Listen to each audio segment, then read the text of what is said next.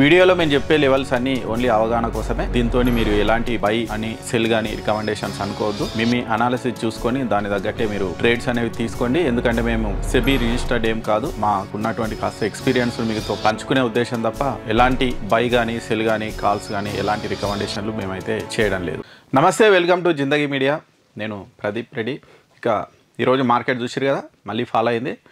నిజానికి ఈరోజు market fall కావడానికి అదాని కంపెనీలు కారణమని న్యూస్ అయితే వస్తున్నాయి. కాకపోతే అది మొన్ననే స్టార్ట్ అయింది. సరే, న్యూస్ బయటకు వచ్చే వరకే అదంతా కూడా అవుతుంది. రిటైలర్స్ ఎవరైతే ఉన్నారో వాళ్ళు ఫాల్ను క్యాప్చర్ చేయలేరు, మార్కెట్ గెయిన్ కూడా క్యాప్చర్ చేయలేరు. అదంతా మార్కెట్ వెనుక ఒక వ్యవస్థ నడుస్తుంటుంది. సరే, ఈరోజు అమెరికాలో అదాని కంపెనీల మీద కొన్ని కేసులు నమోదైనాయి. అంటే లంచాలు ఇచ్చిండ్రు, ఇండియాలో లంచాలు ఇచ్చారు కాబట్టి అమెరికా ఇన్వెస్టర్లు కూడా దీంట్లో పెట్టారు కాబట్టి వాళ్ళు అక్కడ యుఎస్లో కేసు నమోదైందని, వాళ్ళైతే కోర్టులో కేసు ఫైల్ అయిందని ఒకటైతే వచ్చింది. సరే, దాంతో చాలా అదాని షేర్లు అయితే ఈరోజు చాలా పడ్డాయి. దాదాపు ఒక్కొక్కటి 15% వరకు ఫాల్ అయినాయి. అదాని షేర్లని, అదాని గ్రూప్ షేర్లన్నీ కూడా దాని ఎఫెక్ట్ మార్కెట్ మీద పడ్డది. స్టార్టింగే చాలా ఫాల్ అయింది మార్కెట్. మొత్తంగా చూస్తే ఇక్కడ నిఫ్టీ 168 పాయింట్లు ఫాల్ అయింది. ఇక సెన్సెక్స్ 422 పాయింట్లు ఫాల్ అయింది. బ్యాంక్ నిఫ్టీ కూడా 253 పాయింట్లు ఫాల్ అయింది. నిజానికి అప్పట్లో అదాని గ్రూప్ కంపెనీల మీద వచ్చినటువంటి హిండెన్బర్గ్ రిపోర్టు చాలా ఫాల్ అయింది. ఇక ఇప్పుడు అదాని కంపెనీల మీద ఏమొచ్చినా నమ్మే పరిస్థితుల్లో లేరు. కావాలనే అదాని కంపెనీలను టార్గెట్ చేస్తున్నారు అని జనాల్లో అయితే అదొక రకమైనటువంటి అభిప్రాయం వెళ్ళింది. ఇన్వెస్టర్లు కూడా ఆ స్థాయిలో భయపడడం లేదు. లేదంటే మరి ఈ ఫాల్ ఇంకా చాలా బీభత్సంగా ఉండాలి, కానీ ఒక స్థాయిలోనే వచ్చి ఆగిపోయినాయి ఆ ఫాల్. మరి అదాని షేర్లలో ఇంకా కంటిన్యూ అవుతుందా ఫాల్, లేదంటే ఇక్కడికి ఆగిపోతుంది అనేది మనకు రేపు ఎల్లుండి తర్వాత తెలుస్తుంది. సరే, ఈరోజు మార్కెట్ అయితే మొత్తంగా ఓవరాల్గా ఫాల్ అయితే అయ్యింది. మరి ఇక్కడ మార్కెట్ ఫాల్ కావడానికి మెయిన్గా ఏవి కారణమైన అనేది ఒకసారి మనం చూస్తే ఇక్కడ ఈ ఇండెక్సెస్ దాదాపు అన్నీ కూడా ఫాల్ అయినాయి. ఇక్కడ చూడొచ్చు, మెయిన్గా పిఎస్యు బ్యాంక్స్ ఎక్కువ ఫాల్ అయినాయి. ఇక media, metal, energy, oil and gas, FMCG ఇవన్నీ కూడా ఫాల్ అయినాయి. మెయిన్గా పిఎస్యు బ్యాంక్స్ అయితే 2.7%, మీడియా 2.4%, మెటల్ 2.8%, ఎనర్జీ 2.1%, ఇక oil and gas 1.4%, FMCG 1.2%, auto కూడా దాదాపు 1%. ఇవన్నీ కూడా ఫాల్ అయినాయి. ఈరోజు గెయిన్ అయినాయి ఏవి అంటే మెయిన్గా ఐటీ షేర్లు గెయిన్ అయినాయి 0.5% దాదాపు. ఇక రియాలిటీ షేర్లు 0.9% గెయిన్ అయినాయి.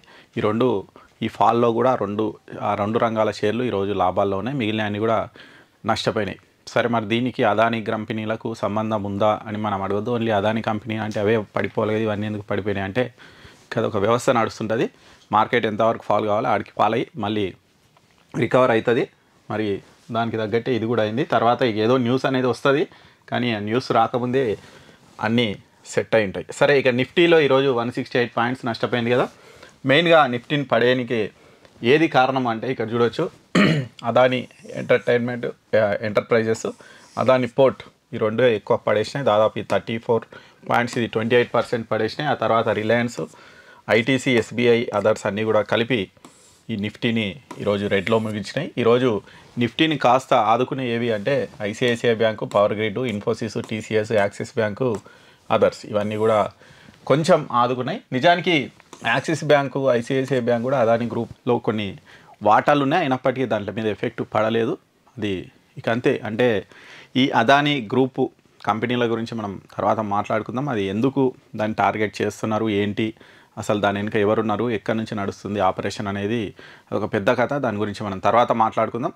దాన్ని ఎన్కేసుకొస్తున్నట్టు కాదు, కానీ మళ్ళీ ఒకే గ్రూప్ మీద దాడి జరుగుతుంది అంటే ఖచ్చితంగా దాని వెనుక ఏదో ఒక రీజన్ అనేది ఉంటుంది. ఇంకా అది పాజిటివా, కొంతమందికి పాజిటివ్ ఉండొచ్చు, కొంతమంది నెగిటివ్ ఉండొచ్చు. దాని గురించి తర్వాత మాట్లాడుకుందాం. సరే, ఇక ఇక్కడ నిన్న మనం కొన్ని లెవెల్స్ చెప్పుకున్నాం నిఫ్టీలో, బ్యాంక్ నిఫ్టీలో.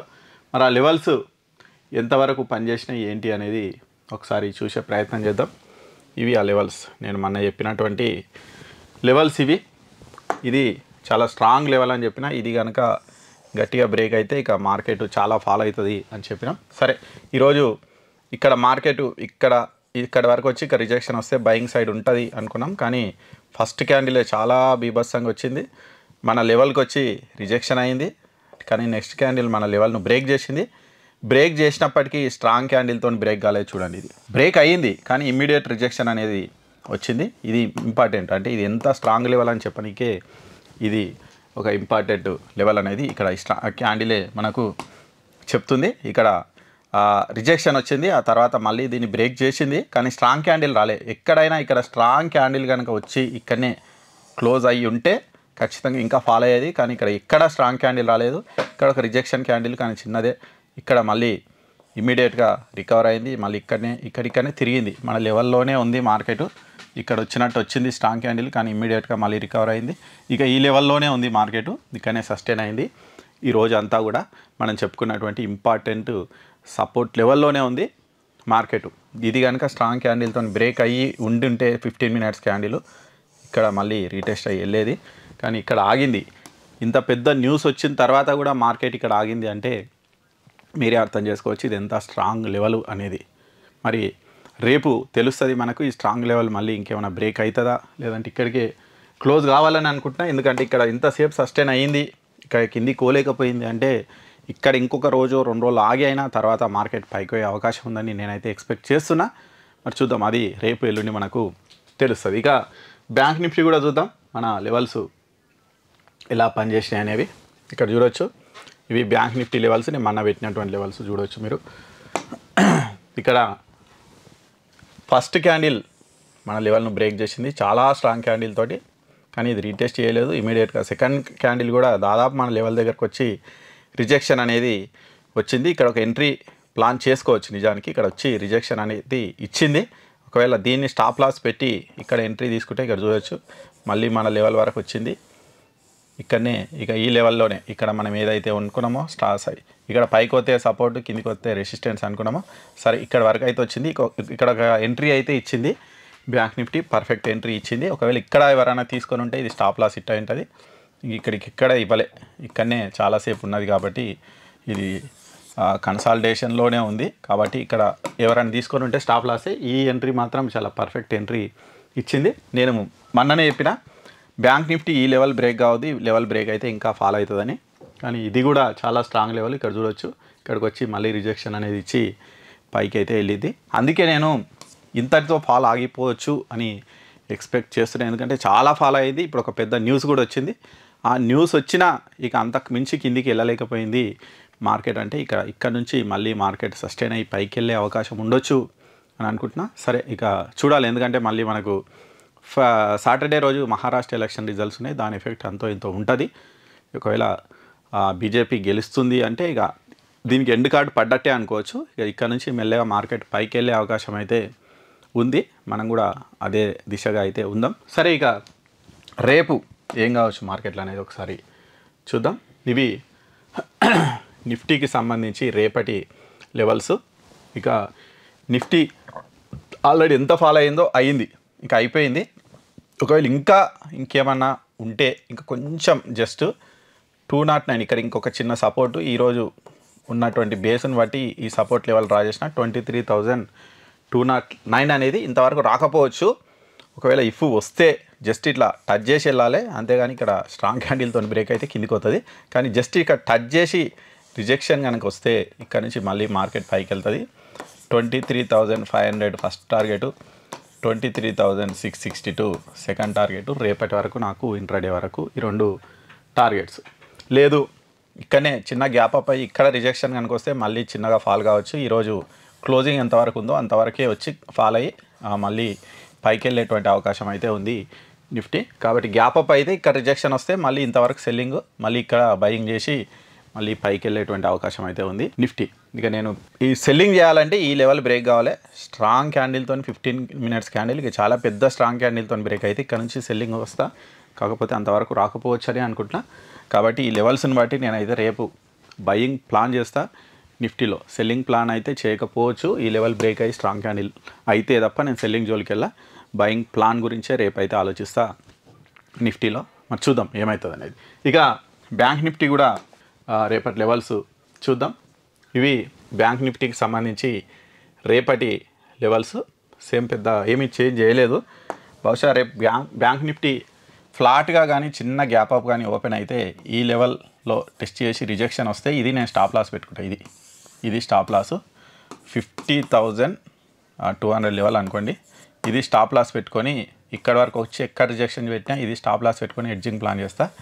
ఇంతవరకు 50,780 వరకు నేను ఎడ్జింగ్ ప్లాన్ అయితే చేసుకుంటా రేపటి వరకు బ్యాంక్ నిఫ్టీలో. ఇదే నా ప్లాన్ అంతే. ఇక ఇది ఫస్ట్ టార్గెట్ అవుతుంది. ఓకే, ఈరోజు క్లోజింగ్ ఏదైతే ఉందో అది ఫస్ట్ టార్గెట్. ఇక్కడ రిజెక్షన్ వస్తే ఇది కూడా ఎగిరిపోతుంది. ఇంతవరకు అయితే వెళ్ళేటువంటి అవకాశమే ఎక్కువ ఉంది బ్యాంక్ నిఫ్టీ. ఒకవేళ సెల్లింగ్ కావాలంటే మాత్రం ఇక్కడ ఎక్కడ నేను సెల్లింగ్ ఈ లెవెల్ బ్రేక్ అయితేనే నేను సెల్లింగ్లోకి వెళ్తా. బ్యాంక్ నిఫ్టీలో 49,715 లెవెల్ బ్రేక్ అయితే సెల్లింగ్ సైడ్ ఆలోచిస్తా, లేదు అంటే సెల్లింగ్ జోలికి వెళ్ళాను రేపటి వరకు అయితే బ్యాంక్ నిఫ్టీలో. ఎందుకంటే నేను సెల్లింగ్ ఆగవచ్చు, ఇక బేరిష్ మార్కెట్ అయిపోయిందనే అనుకుంటున్నా. నేను నా వ్యక్తిగత అభిప్రాయం, మార్కెట్ చూసిన దాని ప్రకారం అయితే అట్లా అనుకుంటున్నా. చూద్దాం మరి. అంటే మనం అనుకున్నట్టు మార్కెట్ ఉండదు కదా. రేపు ఒకవేళ స్ట్రాంగ్ మళ్ళీ బేరిష్ మూవ్ వచ్చి కిందికి వస్తే అప్పుడు వేరే ప్లాన్ చేస్తా. కానీ ఇప్పటి వరకు ఈరోజు అయిన దాని ప్రకారం చూస్తే మాత్రం నేను బుల్లిష్ సైడ్ అయితే ప్లాన్ చేసుకుంటా రేపటి వరకు. చూద్దాం మరి నా ప్లాన్ సక్సెస్ అవుతుందా లేదా అనేది. లేకపోతే చిన్న స్టాప్ లాస్ ఉంటుంది, ఇచ్చేస్తా, సైలెంట్గా కూర్చుంటా అంతే. అది రేపటి ప్లాన్ నాది. రేపు ఇక్కడ ఇది స్టాప్ లాస్ పెట్టుకొని ఇక్కడ నేను బయింగ్ ప్లాన్ అయితే చేస్తా. ఇక్కడ ఓపెన్ అయినా ఏంటి అనేది ఇది ఒకవేళ బ్రేక్ అయింది అనుకోండి, వదిలేస్తా, దీన్ని బయింగ్ ప్లాన్ వదిలేస్తా. మళ్ళీ ఇక్కడ చూస్తా, ఇక్కడికి వచ్చి ఒకవేళ రిజెక్షన్ వస్తే మళ్ళీ ఇక్కడ నుంచి బయింగ్ ప్లాన్ అనేది చూస్తా. ఇదొక ఫస్ట్ ఎంట్రీ, ఇది సెకండ్ ఎంట్రీ అంతే. ఇక ఈ 2 ఎంట్రీలు నేను రేపటి కోసం ప్లాన్ చేసుకుంటా. ఈ 2 ఫెయిల్ అయినాయంటే ఇక సైలెంట్ కూకుంటా. ఇక మళ్ళీ పెద్ద క్యాండిల్తో బ్రేక్ అయితే అప్పుడు ఒకవేళ ఎంట్రీ వస్తే తీసుకుంటా, లేకపోతే లేదు రేపటి వరకు బ్యాంక్ నిఫ్టీలో. అది రేపటికి సంబంధించి నా ప్లాన్స్, మార్కెట్కు సంబంధించి. మళ్ళీ రేపు ఇంకో వీడియోతో మళ్ళీ మీ ముందుకు వస్తాను. Thank you.